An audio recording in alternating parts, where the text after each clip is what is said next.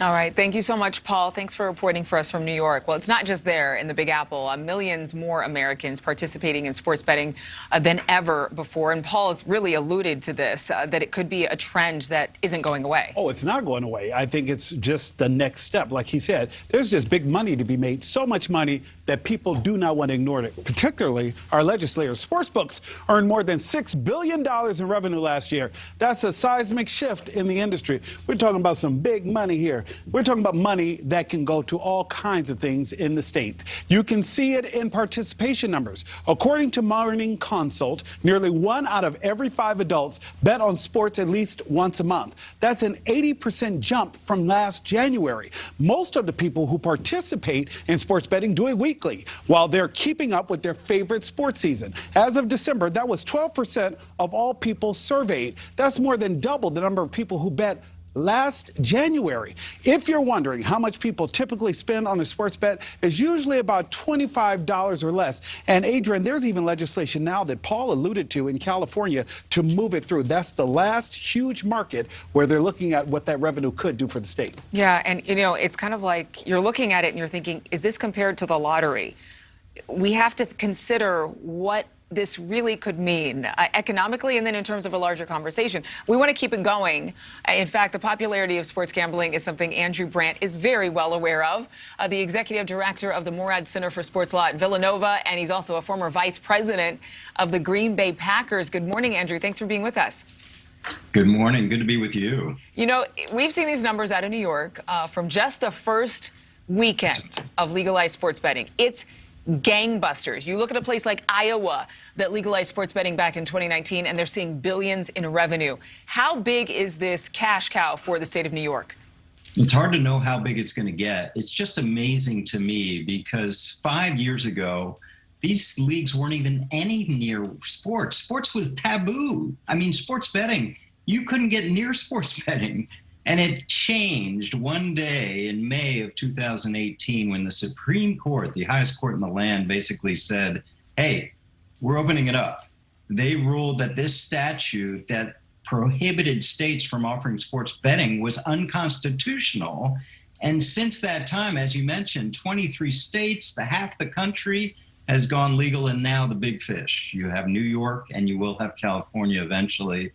It is something. Fan engagement with sports betting is something we knew about. We knew about from fantasy sports, right? Mm-hmm. But we never knew it would be this big. When I was with the Packers, having a fantasy football draft was something I had to clear with the NFL. They were like, I don't know about that.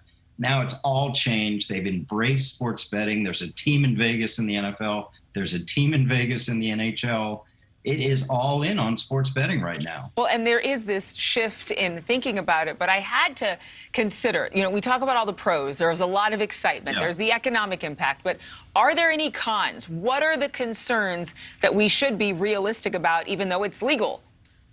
Well, the concerns are people spending money they don't have. And in all of these states, in order to get these bills through, and that includes New York, and that includes California, that includes New Jersey, there is money set aside for compulsive gambling, for Gamblers Anonymous, for all these help and support mechanisms if people get in over their head. Like any form of gambling, you have that risk.